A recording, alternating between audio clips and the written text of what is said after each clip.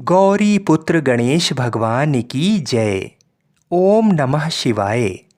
शिव संपदा चाहे नहीं, शिव को भाता भाव। मन रमजा शिव भक्ति में, भागे भूत अभाव। बोलिए श्री शंकर पार्वती भगवान की जय। मित्रों, आज सावन मास का प्रथम सोमवार है और कहते हैं इस दिन भगवान शिव और माता पार्वती की कथा एवं सावन के सोमवार की व्रत कथा को सुनने से अनंत शुभ फलों की प्राप्ति होती है एवं मनुष्यों के सभी पाप और संकट कट जाते हैं तथा मनोकामनाओं की पूर्ति होती है। तो आज मैं आपको सुना रहा हूँ भगवान शिव और माता पार्वती की बड़ी दुर्लभ कथा। तो इस कथा को पूरी श्रद्धा और प्रसन्नचित मन से पूरा अवश्य सुनिएगा। आधी अधूरी कथा को सुनने से पूर्ण फल प्राप्त नहीं होता है। एक गांव में भगवान शिव का परम भक्त एवं ब्राह्मण रहता था। पंडित जी जब तक रोज सुबह ब्रह्म मुहूर्त में उठकर नित्य कर्मों से निवृत्त होने के पश्चात भगवान शंकर का पूजन नहीं कर लेते थे, तब तक उन्हें चैन नहीं पड़ता था। जो कुछ भी दान दक्षिणा में आ जाता उसी से पंडित जी अपना गुजारा करते थे और दयालु इतने थे कि जब भी कोई ज़रूरतमंद मिल जाता तो अपनी क्षमता के अनुसार उसकी सेवा जरूर करते थे। इस कारण शिव के परम भक्त ब्राह्मण देवता गरीबी का जीवन व्यतीत कर रहे थे। पंडित जी की इस दानी प्रवृत्ति से उनकी पत्नी उनसे चिढ़ती तो थी, किंतु उनकी भक्ति परायणता को देख उनसे अत्यधिक प्रेम करती थी, इसलिए वह कभी भी उनका अपमान नहीं करती थी। साथ ही अपनी जरूरत का धन वह आस पड़ोस में मजदूरी करके जुटा लेती थी। एक समय ऐसा आया जब मंदिर में दान दक्षिणा कम आने लगी, जिससे पंडित जी को आर्थिक तंगी का सामना करना पड़ा। घर की मूल आवश्यकताओं की पूर्ति नहीं होने के कारण ब्राह्मणी दुखी रहने लगी। इसी तरह दिन बीतने लगे। एक दिन महाशिवरात्रि का दिन आया। उस दिन भी पंडित जी हमेशा की तरह ब्रह्म मुहूर्त में उठकर नित्य कर्मों से निवृत्त होने के लिए नदी की ओर चल दिए। संयोग से उस समय उस राह से पार्वती जी और शिव जी गुजर रहे थे। अचानक से पार्वती जी की नज़र उस ब्राह्मण पर पड़ी। आज पंडित जी महाशिवरात्रि को लेकर इतने उत्साहित नहीं थे जितने कि अक्सर हुआ करते थे। पार्वती जी को बात समझते देर नहीं लगी। उन्होंने शिव जी से कहा, भगवान, ये ब्राह्मण देवता प्रतिदिन आपकी उपासना करते हैं, फिर भी आपको इसकी चिंता नहीं है। पार्वती जी की बात सुनकर शिव जी बोले, देवी, अपने भक्तों की चिंता मैं नहीं करूंगा तो कौन करेगा। पार्वती जी बोली, तो हे देव, आपने अब तक इसकी सहायता क्यों नहीं की। तब शिव जी बोले, देवी आप निश्चिंत रहिए, अब तक उसने जितने बिल्व पत्र शिवलिंग पर चढ़ाए हैं वही बिल्व पत्र आज रात्रि में उसे धनपति बना देंगे। ये बातचीत करके पार्वती जी और शिव जी तो चल दिए, किंतु संयोग तो देखिए, उसी समय उस राह में एक व्यापारी गुजर रहा था। उसने छुपकर शिव जी और पार्वती जी का वार्तालाप सुन लिया। व्यापारी ने अपना दिमाग चलाया, अगर बिल्व पत्र से ब्राह्मण धनपति हो सकता है तो फिर मैं क्यों नहीं हो सकता। यही सोच वह ब्राह्मण के घर पहुंच गया और ब्राह्मण से बोला, पंडित जी, आपने अब तक जितने भी बिल्व पत्र शिव पूजन में चढ़ाए हैं वह सब मुझे दे दीजिए, बदले में मैं आपको 100 स्वर्ण मुद्राएं दूंगा। पंडित जी ने अपनी पत्नी से पूछा तो वह बोली, पुण्य का दान ठीक तो नहीं है, किंतु अगर आपका मन करे तो दे दीजिए, हमें धन की जरूरत है, इसलिए दे दीजिए। पंडित जी ने सारे बिल्व पत्र बोरे में भरकर सेठ जी को दे दिए। बिल्व पत्रों का बोरा लेकर सेठ जी पहुंच गए मंदिर और शिवलिंग पर चढ़ाकर देखने लगे कि कब शिव जी कृपा करेंगे और कब वह और धनपति बन जाएगा। प्रतीक्षा करते करते सेठ जी को आधी रात हो गई। सेठ जी चमत्कार देखने के लिए बहुत उतावले हो रहे थे। आखिर में तीसरा पहर गुजरने के बाद सेठ जी के सब्र का बांध टूट ही गया और क्रोध में आकर सेठ जी शिवलिंग को झंझोरने लगे। फिर अचानक ही चमत्कार हुआ। सेठ जी के हाथ शिवलिंग से ही चिपके रह गए। उन्होंने बहुत प्रयास किया किंतु हाथ हिले तक नहीं। थक हार कर सेठ जी शिव जी से क्षमा याचना करने लगे तो शिव जी बोले, हे लोभी सेठ, जिस ब्राह्मण से तूने ये बिल्व पत्र खरीदे हैं उसे 1000 स्वर्ण मुद्राएं दे, तब जाकर तेरे हाथ छूटेंगे। प्रातःकाल जब पंडित जी पूजन के लिए आए तो उन्होंने देखा कि सेठ जी के हाथ शिवलिंग से चिपके हुए हैं और सेठ जी रो रहे हैं। उन्होंने पूछा तो सेठ बोला, पंडित जी, शीघ्रता से मेरे बेटे को 1000 स्वर्ण मुद्राएं लेकर मंदिर आने को कहिए। पंडित जी ने सेठ के बेटे को बुलाया और सेठ ने वह स्वर्ण मुद्राएं ब्राह्मण को दिलवा दी। तब जाकर सेठ के हाथ शिवलिंग से छूटे। यह देखकर पार्वती जी शिव जी से पूछती हैं, हे नाथ, आपने अब तक अपने भक्त को कोई धन नहीं दिया। शिव जी बोले, देवी, मेरे पास कहाँ धन है जो मैं दूंगा, किंतु मेरा भक्त अब गरीब नहीं है, ये तुम स्वयं देख लो। जैसी कृपा भगवान शिव और माता पार्वती ने उस ब्राह्मण पर की, ऐसी ही कृपा भगवान हम सब पर करें। बोलिए शंकर पार्वती भगवान की जय। आइए अब मनोकामनाओं को पूरी करने वाली दूसरी कथा को सुनते हैं। इस कथा को सुनने से ही व्रत संपूर्ण माना जाता है। एक बार की बात है, माता पार्वती शिव जी को पति रूप में प्राप्त करने के लिए घोर तप कर रही थीं। उनके तप को देखकर देवताओं ने शिव जी से देवी की मनोकामना को पूर्ण करने की प्रार्थना की। शिव जी ने पार्वती जी की परीक्षा लेने सप्त ऋषियों को भेजा। सप्त ऋषियों ने शिव जी के सैकड़ों अवगुण गिनाए, पर पार्वती जी को महादेव के अलावा किसी और से विवाह मंजूर नहीं था। सज्जनों, विवाह से पहले सभी वर अपनी भावी पत्नी को लेकर आश्वस्त होना चाहते हैं, इसलिए शिव जी ने स्वयं भी पार्वती जी की परीक्षा लेने की ठानी। भगवान शंकर प्रकट हुए और पार्वती जी को वरदान देकर अंतर्ध्यान हुए। इतने में पार्वती माता जहाँ तप कर रही थीं, वहीं पास में तालाब में मगरमच्छ ने एक लड़के को पकड़ लिया। लड़का जान बचाने के लिए चिल्लाने लगा। पार्वती जी से उस बच्चे की चीख सुनी नहीं गई। द्रवित हृदय होकर वह तालाब पर पहुंची। देखती हैं कि मगरमच्छ लड़के को तालाब के अंदर खींच कर ले जा रहा है। लड़के ने देवी को देखकर कहा, मेरी ना तो माँ है, ना बाप, ना कोई मित्र। माता, आप मेरी रक्षा करें। पार्वती जी ने कहा, हे मगरमच्छ, इस लड़के को छोड़ दो। मगरमच्छ बोला, दिन के छठे पहर में जो मुझे मिलता है उसे अपना आहार समझकर स्वीकार करना मेरा नियम है। ब्रह्मदेव ने दिन के छठे पहर इस लड़के को भेजा है, मैं इसे क्यों छोड़ूं? पार्वती जी ने विनती की, तुम इसे छोड़ दो, बदले में तुम्हें जो चाहिए वह मुझसे कहो। मगरमच्छ बोला, एक ही शर्त पर मैं इसे छोड़ सकता हूँ। आपने तप करके महादेव जी से जो वरदान लिया है, यदि उस तप का फल मुझे दे दो तो मैं इसे छोड़ दूंगा। पार्वती जी तुरंत तैयार हो गईं। उन्होंने कहा, मैं अपने तप का फल तुम्हें देने को तैयार हूँ, लेकिन तुम इस बालक को छोड़ दो।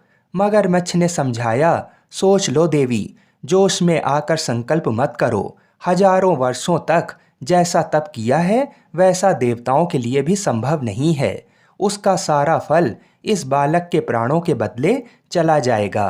पार्वती जी ने कहा, मेरा निश्चय पक्का है, मैं तुम्हें अपने तप का फल देती हूँ, तुम इसको जीवन दे दो। मगरमच्छ ने पार्वती जी से तप दान करने का संकल्प करवाया। तप का दान होते ही मगरमच्छ का देह तेज से चमकने लगा। मगर बोला, हे पार्वती, देखो तप के प्रभाव से मैं तेजस्वी बन गया हूँ। तुमने जीवन भर की पूंजी एक बच्चे के लिए व्यर्थ कर दी। चाहो तो अपनी भूल सुधारने का एक मौका और दे सकता हूँ। पार्वती जी ने कहा, हे ग्रह, तब तो मैं पुनः कर सकती हूँ, किंतु यदि तुम इस लड़के को निगल जाते तो इसका जीवन वापस नहीं मिल सकता था। देखते ही देखते वह लड़का अदृश्य हो गया। मगरमच्छ भी लुप्त हो गया। पार्वती जी ने विचार किया, मैंने तप तो दान कर दिया है, अब पुनः तप आरंभ करूंगी। पार्वती जी ने फिर से तप करने का संकल्प किया। भगवान सदाशिव फिर से प्रकट होकर बोले, पार्वती, भला अब क्यों तप कर रही हो? पार्वती जी ने कहा, प्रभु, मैंने अपने तप का फल दान कर दिया है, आपको पति रूप में पाने के संकल्प के लिए मैं फिर से वैसा ही घोर तप कर आपको प्रसन्न करूंगी। महादेव जी बोले, मगरमच्छ और लड़के दोनों रूपों में मैं ही था। तुम्हारा चित्त प्राणी मात्र में अपने सुख दुख का अनुभव करता है या नहीं, इसकी परीक्षा लेने को मैंने ये लीला रची थी। अनेक रूपों में दिखने वाला मैं एक ही हूँ। मैं अनेक शरीरों में शरीरों से अलग निर्विकार हूँ।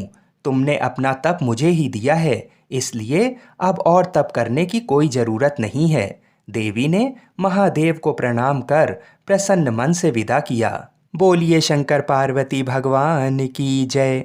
आइए अब मनोकामनाओं को पूरी करने वाली दूसरी कथा को भी सुनते हैं। एक साहूकार था जो भगवान शिव का अनन्य भक्त था। उसके पास धन धान किसी भी चीज की कमी नहीं थी, लेकिन उसकी कोई संतान नहीं थी और वह इसी कामना को लेकर रोज शिव जी के मंदिर जाकर दीपक जलाता था। उसके इस भक्ति भाव को देखकर एक दिन माता पार्वती ने शिव जी से कहा कि प्रभु, ये साहूकार आपका अनन्य भक्त है, इसको किसी बात का कष्ट है तो आपको इसे अवश्य दूर करना चाहिए। शिव जी बोले, हे पार्वती, इस साहूकार के पास पुत्र नहीं है, ये इसी से दुखी रहता है। माता पार्वती कहती हैं कि हे ईश्वर, कृपा करके इसे पुत्र का वरदान दे दीजिए। तब भोलेनाथ ने कहा कि हे पार्वती, साहूकार के भाग में पुत्र का योग नहीं है। ऐसे में अगर इसे पुत्र प्राप्ति का वरदान मिल भी गया तो वह केवल 12 वर्ष की आयु तक ही जीवित रहेगा। ये सुनने के बाद भी माता पार्वती ने कहा, हे प्रभु, आपको इस साहूकार को पुत्र का वर देना ही होगा, अन्यथा भक्त क्यों आपकी सेवा या पूजा करेंगे। माता के बार बार कहने से भोलेनाथ ने साहूकार को पुत्र का वरदान दिया, लेकिन ये भी कहा कि वह केवल 12 वर्षों तक ही जीवित रहेगा। साहूकार ये सारी बातें सुन रहा था, इसलिए उसे ना तो खुशी हुई और ना ही दुख। वह पहले की तरह भोलेनाथ की पूजा अर्चना करता रहा। उधर सेठानी गर्भवती हुई और 9वें महीने उसे सुंदर से बालक की प्राप्ति हुई। परिवार में खूब हर्षोल्लास मनाया गया, लेकिन साहूकार पहले की तरह रहा और उसने बालक की 12 वर्ष की आयु का जिक्र किसी से भी नहीं किया। जब बालक 11 वर्ष की आयु का हो गया तो एक दिन साहूकार की सेठानी ने बालक के विवाह के लिए कहा, तो साहूकार ने कहा कि वह अभी बालक को पढ़ने के लिए काशी भेजेगा। इसके बाद उसने बालक के मामा जी को बुलाया और कहा कि इसे काशी पढ़ने के लिए ले जाओ और रास्ते में जिस भी स्थान पर रुकना वहाँ यज्ञ करते और ब्राह्मणों को भोजन कराते हुए आगे बढ़ना। वे लोग ये सब करते हुए ही आगे बढ़ रहे थे कि रास्ते में एक राजकुमारी का विवाह था। जिससे उसका विवाह होना था वह एक आंख से काना था। तो उसके पिता ने जब अति सुंदर साहूकार के बेटे को देखा तो उनके मन में आया कि क्यों ना इसे ही घोड़ी पर बिठाकर शादी के सारे कार्य संपन्न करा दिए जाएं। तो उन्होंने मामा से बात की और कहा कि इसके बदले में वह अथाह धन देंगे, तो वह भी राजी हो गया। इसके बाद साहूकार का बेटा विवाह की वेदी पर बैठ गया और जब विवाह कार्य संपन्न हो गया तो जाने से पहले उसने राजकुमारी की चुंदरी के पल्ले पर लिखा कि तेरा विवाह तो मेरे साथ हुआ है, लेकिन जिस राजकुमार के साथ भेजेंगे वह तो एक आंख का काना है। इसके बाद वह अपने मामा के साथ काशी के लिए चला गया। उधर जब राजकुमारी ने अपनी चुनरी पर यह लिखा हुआ पाया तो उसने राजकुमार के साथ जाने को मना कर दिया। तो राजा ने भी अपनी पुत्री को बारात के साथ विदा नहीं किया। बारात वापस लौट गई। उधर मामा और भांजे काशी पहुंच गए थे। एक दिन जब मामा ने यज्ञ रचा रखा था और भांजा बहुत देर तक बाहर नहीं आया तो मामा ने अंदर जाकर देखा तो भांजे के प्राण निकल चुके थे। वह बहुत परेशान हुए, लेकिन सोचा कि अभी रोना पीटना मचाया तो ब्राह्मण चले जाएंगे और यज्ञ का कार्य अधूरा रह जाएगा। जब यज्ञ संपन्न हुआ तो मामा ने रोना पीटना शुरू किया। उसी समय शिव पार्वती उधर से जा रहे थे तो माता पार्वती ने शिव जी से पूछा कि हे प्रभु, ये कौन रो रहा है। तभी उन्हें पता चलता है कि ये तो भोलेनाथ के आशीर्वाद से जन्मा साहूकार का पुत्र है। तब माता पार्वती कहती हैं कि हे स्वामी, इसे जीवित कर दें, अन्यथा रोते रोते इसके माता पिता के प्राण निकल जाएंगे। तब भोलेनाथ ने कहा कि हे पार्वती, इसकी आयु इतनी ही थी, सो वह भोग चुका। लेकिन माँ के बार बार आग्रह करने पर भोलेनाथ ने उसे जीवित कर दिया। लड़का ओम नमः शिवाय कहते हुए जी उठा और मामा भांजे दोनों ने ईश्वर को धन्यवाद दिया और अपनी नगरी को ओर लौट गए। रास्ते में वही नगर पड़ा और राजकुमारी ने उन्हें पहचान लिया। तब राजा ने राजकुमारी को साहूकार के बेटे के साथ बहुत सारा धन्य धान दे के विदा किया। उधर साहूकार और उसकी पत्नी छत पर बैठे थे। उन्होंने ये प्रण कर रखा था कि यदि उनका पुत्र सकुशल ना लौटा तो वह छत से कूदकर अपने प्राण त्याग देंगे। तभी लड़के के मामा ने आकर साहूकार के बेटे और बहू के आने का समाचार सुनाया, लेकिन वे नहीं माने। तो मामा ने शपथ पूर्वक कहा। तब तो दोनों को विश्वास हो ही गया और दोनों ने अपने बेटे बहू का स्वागत किया। उसी रात साहूकार को स्वप्न में शिव जी ने दर्शन दिया और कहा कि तुम्हारे पूजन से मैं प्रसन्न हुआ। इसी प्रकार जो भी व्यक्ति इस कथा को पढ़ेगा या सुनेगा उसके समस्त दुख दूर हो जाएंगे और मनोवांछित सभी मनोकामनाओं की पूर्ति होगी। बोलिए श्री शंकर पार्वती भगवान की जय। बोलिए श्री राधा कृष्ण भगवान की जय। बोलिए श्री तुलसी शालिग्राम जी की जय। हर हर महादेव।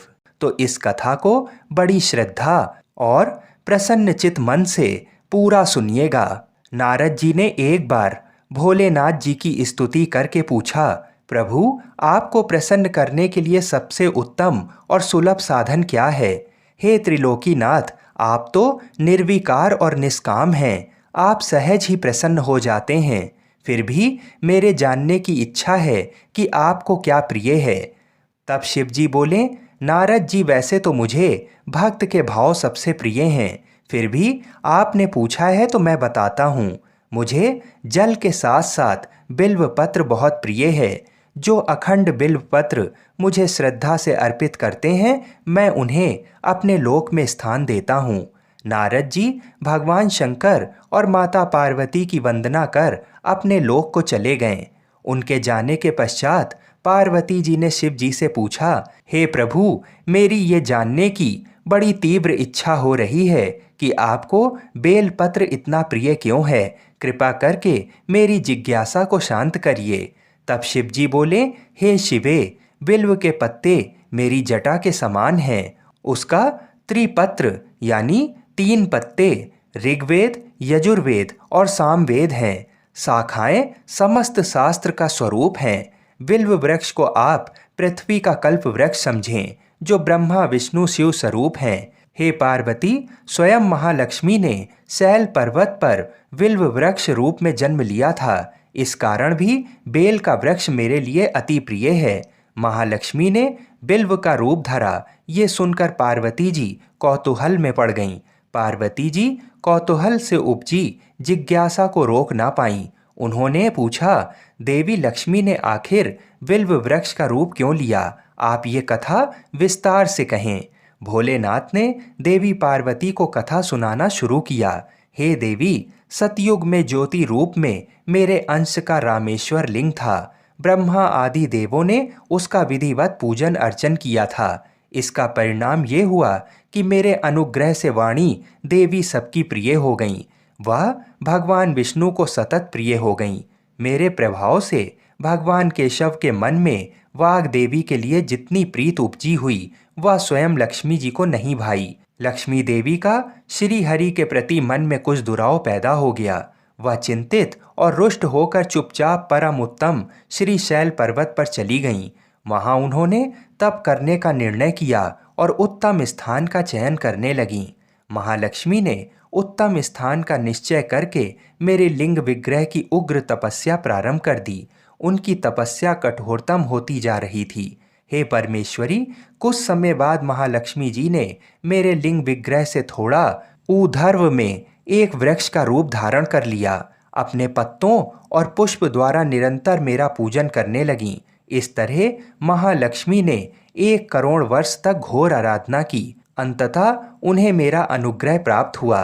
मैं वहां प्रकट हुआ और देवी से इस घोर तप की आकांक्षा पूछकर वरदान देने को तैयार हुआ। महालक्ष्मी ने मांगा कि श्री हरि के हृदय में मेरे प्रभाव से वाग देवी के लिए जो स्नेह हुआ है वह समाप्त हो जाए। शिव जी बोले, मैंने महालक्ष्मी को समझाया कि श्री हरि के हृदय में आपके अतिरिक्त किसी और के लिए कोई प्रेम नहीं है। वाग देवी के प्रति उनका प्रेम नहीं अपितु श्रद्धा है। ये सुनकर लक्ष्मी जी प्रसन्न हो गईं और पुनः श्री विष्णु के हृदय में स्थित होकर निरंतर उनके साथ विहार करने लगीं। हे पार्वती, महालक्ष्मी के हृदय का एक बड़ा विकार इस प्रकार दूर हुआ था। इस कारण हरि प्रिया उसी वृक्ष रूप में सर्वदा अतिशय भक्ति से भरकर यत्नपूर्वक मेरी पूजा करने लगीं। हे पार्वती, इसी कारण बिल्व का वृक्ष, उसके पत्ते, फल फूल आदि मुझे बहुत प्रिय हैं। मैं निर्जन स्थान में बिल्व वृक्ष का आश्रय लेकर रहता हूँ। बिल्व वृक्ष को सदा सर्वतीर्थमय एवं सर्वदेवमय मानना चाहिए, इसमें तनिक भी संदेह नहीं है। बिल्व पत्र, बिल्व फूल, बिल्व वृक्ष अथवा बिल्व काष्ठ के चंदन से जो मेरा पूजन करता है वह भक्त मेरा प्रिय है। बिल्व वृक्ष को शिव के समान ही समझो, वह मेरा शरीर है। जो बिल्व पर चंदन से मेरा नाम अंकित करके मुझे अर्पण करता है, मैं उसे सभी पापों से मुक्त करके अपने लोक में स्थान देता हूँ। हे देवी, उस व्यक्ति को स्वयं लक्ष्मी जी भी नमस्कार करती हैं जो बिल्व से मेरा पूजन करते हैं। जो बिल्व मूल में प्राण छोड़ता है उसको रुद्र देह प्राप्त होता है और ऐसे मनुष्य पर सदैव ही माँ लक्ष्मी की कृपा रहती है और साथ साथ भगवान नारायण की भी कृपा उसको सदैव प्राप्त होती है। एक समय की बात है जब राम जी वनवास खत्म होने के बाद राज सिंहासन पर बैठे थे। उस समय माता पार्वती और भोलेनाथ घूम रहे थे। तो भोलेनाथ ने देखा कि राम जी के दादाजी का श्राद्ध का भंडारा हो रहा है। तब भगवान भोलेनाथ जी ने सोचा कि चलो मैं भी राम जी के घर चलता हूँ, इसी बहाने राम जी का दर्शन भी कर लूँगा। तो भोलेनाथ ने माता पार्वती से बोला, हे गौरा, तुम कैलाश धाम जाओ और हमारे लिए भोजन बनाओ, मैं थोड़ा देर से आता हूँ। तो माता ने भोलेनाथ की बात मानकर कैलाश धाम को चली गईं और भोलेनाथ पहुँचे राम जी के घर और ब्राह्मणों के साथ पंगत में बैठ गए और भंडारा खाने लगे। तभी ब्राह्मणों को माता जानकी ने पेट भर भोजन खिलाया। उसके बाद सभी ब्राह्मण उठकर चले गए, लेकिन भोलेनाथ बैठे रहे। तो माता सीता लक्ष्मण जी की धर्म पत्नी माता उर्मिला से बोली, सभी ब्राह्मण उठकर चले गए। तो माता उर्मिला बोली, सभी ब्राह्मण उठकर चले गए हैं, केवल एक ही बैठा है।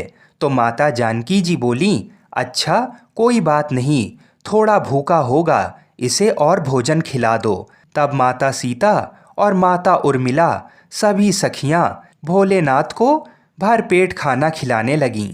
भोलेनाथ खाते गए, लेकिन भोलेनाथ की भूख ना शांत हुई और वे भोजन खाते ही गए। माता जानकी के रसोई का सारा सामान खत्म हो गया, लेकिन भोलेनाथ उठे नहीं। तो माता सीता जल लेकर भोलेनाथ के पास गईं और बोली, बाबा पानी पी लो। तब भोलेनाथ बोले कि जब आधा भोजन खा लूँगा तो पानी पी लूँगा। अब माता सीता सोचने लगीं कि लो, अभी तो आधा भी नहीं हुआ है। माता जानकी ने फिर से सामान मंगवाकर उन्हें भरपेट भोजन खिलाया, लेकिन भोलेनाथ रुकने का नाम ही नहीं ले रहे थे। इतनी देर में माता कैकेयी आ गईं और बोली, क्या हुआ बेटी, तुम लोग परेशान लग रही हो। तो जानकी माता बोली, माता सभी ब्राह्मण उठकर चले गए, केवल एक यही बचा है जो उठने का नाम ही नहीं ले रहा है, अब मैं क्या करूं। तो माता कैकेयी ने फिर से सामान मंगाया। इतने में भोलेनाथ ने आवाज़ लगाई, लेते आओ माता, बहुत जोर की भूख लगी है। तो माता जानकी जी बोली, बाबा अभी तो आटा सना है, थोड़ी पूड़ी पका लूँ फिर लेकर आती हूँ। तब भोलेनाथ जी बोले, आटा ही लेते आओ। अब तो भोलेनाथ ने सब आटा दाल चावल सभी को रसोई घर में जाने से पहले ही उसे ख़त्म कर दिया। माता सीता हार कर दौड़ी दौड़ी राम जी के पास गईं। तो राम जी बोले, क्या हुआ जानकी, इतनी परेशान क्यों हो। माता सीता बोली, सभी ब्राह्मण उठकर चले गए हैं, केवल एक ऐसा ब्राह्मण बैठा है जो सब भंडार को खाली करे दे रहा है। राशन मंगवा कर लाओ तो रसोई में जाने से पहले ही बोरियों को ही खत्म कर देता है। तो राम जी बोले, चलो मैं देखता हूँ कि कौन ऐसा है। राम जी गए तो देखते ही पहचान गए कि ये तो मेरे भोलेनाथ हैं। राम जी ने मन ही मन भोलेनाथ को प्रणाम किया और बोला, जानकी इनको कोई नहीं खिला सकता, इनको तो अन्नपूर्णा ही खिला सकती हैं। और राम जी ने मन ही मन माता पार्वती जी को बुलाया। तब माता पार्वती जी प्रकट होकर बोली, क्या हुआ श्री राम जी, आपने मुझे क्यों याद किया? तो राम जी बोले, माता ये बाबा तो उठने का नाम ही नहीं ले रहे हैं, जरा देखिए तो। माता पार्वती जी बोली कि इन्होंने तो कहा था कि पार्वती तुम कैलाश पर खाना बनाओ, दोनों साथ में खाएंगे, और स्वामी स्वयं यहाँ पे खा रहे हैं। तो माता पार्वती जी बोली, मैं देखती हूँ, रुको। और माता ने एक लड्डू भोलेनाथ जी की थाली में रख दिया। भोलेनाथ उस लड्डू को खाने लगे। अब तो भोलेनाथ खाते गए, लेकिन लड्डू खत्म हो ही नहीं रहा था। भोलेनाथ ने सोचा, ये लड्डू खत्म क्यों नहीं हो रहा है, और ये तो जाना पहचाना लड्डू लग रहा है। भोलेनाथ जी ने सोचा कि ये कौन सा लड्डू माता सीता उन्हें खिला रही हैं। तब उन्होंने नजर उठाकर माता सीता को देखना चाहा। तब सामने माथे पर लाल बिंदी लगाए स्वयं अन्नपूर्णा माता पार्वती खड़ी थीं। माता बोली, और कितने लड्डू रख दूं? माता पार्वती को देखते ही भोलेनाथ बोले, बस हो गया, और मेरा पेट भी भर गया है। भोलेनाथ उठ गए और सीताराम जी ने भोलेनाथ और माता पार्वती जी का बहुत बहुत आदर सत्कार किया। तब भगवान भोलेनाथ ने प्रसन्न होकर माता जानकी को अखंड सौभाग्यवती होने का वरदान दिया और दोनों जन अंतर ध्यान हो गए। बोलिए शंकर पार्वती भगवान की जय। तो इस कथा को बड़ी श्रद्धा और प्रसन्न चित मन से पूरा अवश्य सुनिएगा। भगवान श्री कार्तिकेय जी शिव पार्वती जी के पुत्र हैं तथा सदैव बालक रूप ही रहते हैं, परंतु उनके इस बालक स्वरूप का भी एक रहस्य है। एक बार शंकर भगवान ने पार्वती जी के साथ जुआ खेलने की अभिलाषा प्रकट की। खेल में भगवान शंकर जी अपना सब कुछ हार गए। हारने के बाद भोलेनाथ जी अपनी लीला को रचते हुए पत्तों के वस्त्र पहनकर गंगा के तट पर चले गए। कार्तिकेय जी को जब सारी बात पता चली तो वह माता पार्वती से समस्त वस्तुएं वापस लेने के लिए आए। इस बार खेल में पार्वती जी हार गईं तथा कार्तिकेय जी शंकर जी का सारा सामान लेकर वापस चले गए। अब इधर पार्वती जी भी चिंतित हो गईं कि सारा सामान भी गया तथा पति भी दूर हो गए। पार्वती जी ने अपनी व्यथा अपने प्रिय पुत्र गणेश जी को बताई तो मात्र भक्त गणेश जी स्वयं जुआ खेलने शंकर भगवान जी के पास पहुँचे। गणेश जी इस खेल में जीत गए और लौटकर अपनी जीत का समाचार अपनी माता पार्वती को सुनाया। इस पर पार्वती जी बोलीं कि उन्हें अपने पिता को साथ लेकर आना चाहिए था। गणेश जी फिर भोलेनाथ जी की खोज करने निकल पड़े। भोलेनाथ जी से उनकी भेंट हरिद्वार में हुई।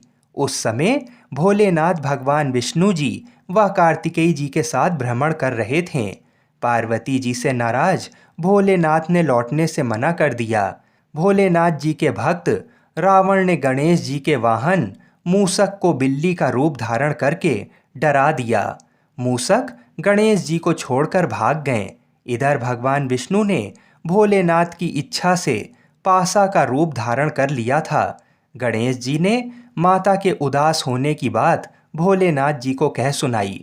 इस पर भोलेनाथ बोले कि हमने नया पासा बनवाया है, अगर तुम्हारी माता पुनः खेल खेलने को सहमत हों तो मैं वापस चल सकता हूँ।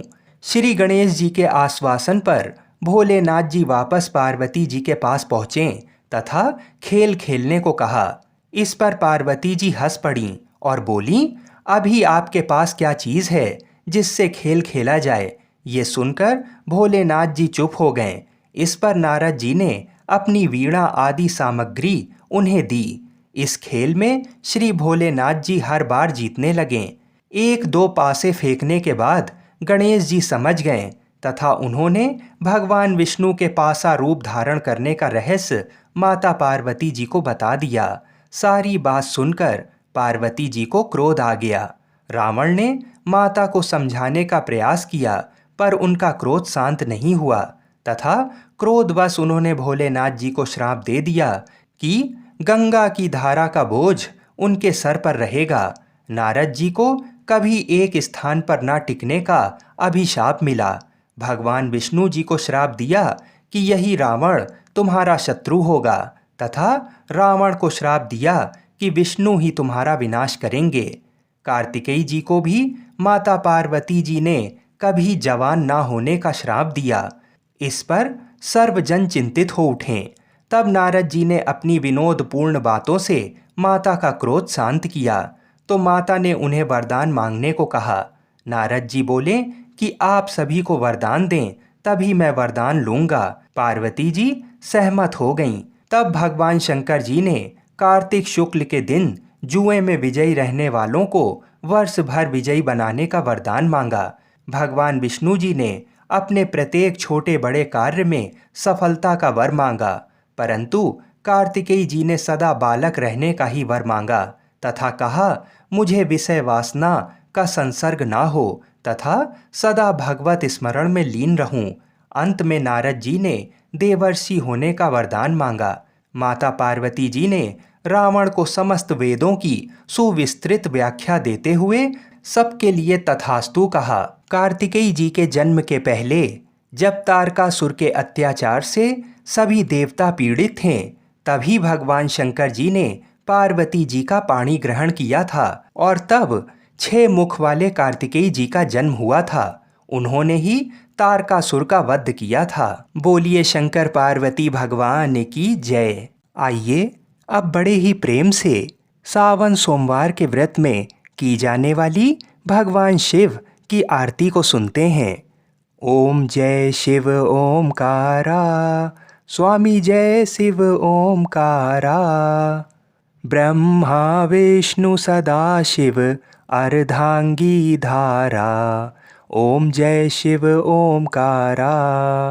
एकानन चतुरानन पंचानन राजे, स्वामी पंचानन राजे। हंसासन गरुणासन वृषवाहन साजे। ओम जय शिव ओमकारा। 2 भुज 4 चतुर्भुज 10 भुज अति सोहे, स्वामी 10 भुज अति सोहे। त्रिगुण रूप निरखते त्रिभुवन जन मोहे। ओम जय शिव ओमकारा। अक्षमाला वनमाला मुंडमाला धारी, स्वामी मुंडमाला धारी। चंदन मृग मद सोहे भाले शशिधारी। ओम जय शिव ओमकारा। श्वेतांबर पीतांबर बाघांबर अंगे, भोला बाघांबर अंगे। सनकादिक गरुणादिक भूतादिक संगे। ओम जय शिव ओमकारा। कर के मध्य कमंडल चक्र त्रिशूलधारी, भोला चक्र त्रिशूलधारी। सुखकारी दुखहारी जगपालनकारी। ओम जय शिव ओमकारा। ब्रह्मा विष्णु सदा शिव जानत अविवेका, स्वामी जानत अविवेका। प्रणवाक्षर में शोभित ये तीनों एका। ओम जय शिव ओमकारा। त्रिगुण स्वामी जी की आरती जो कोई नर गावे, स्वामी जो कोई नर गावे। कहत शिवानंद स्वामी सुख संपत्ति पावे। ओम जय शिव ओमकारा। लक्ष्मी वा सावित्री पार्वती संगा, भोला पार्वती संगा। पार्वती अर्धांगी शिव लहरी गंगा। ओम जय शिव ओमकारा। पर्वत सोहे पार्वती शंकर कैलाशा। भोला शंकर कैलाशा। भांग धतूर का भोजन भस्मी में वासा। ओम जय शिव ओमकारा। जटा में गंग बहत है गल मुंडल माला। भोला गल मुंडन माला। शेष नाग लिपटावत ओढ़त मृग छाला। ओम जय शिव ओमकारा। काशी में विराजे विश्वनाथ नंदी ब्रह्मचारी। स्वामी नंदी ब्रह्मचारी। नित उठ दर्शन पावत महिमा अति भारी। ओम जय शिव ओमकारा।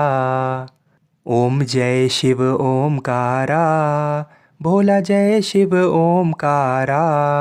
स्वामी जय शिव ओमकारा। ब्रह्मा विष्णु सदाशिव अर्धांगी धारा। ओम जय शिव ओमकारा। बोलिए श्री शंकर पार्वती भगवान की जय। ओम नमः पार्वती पतये। हर हर महादेव।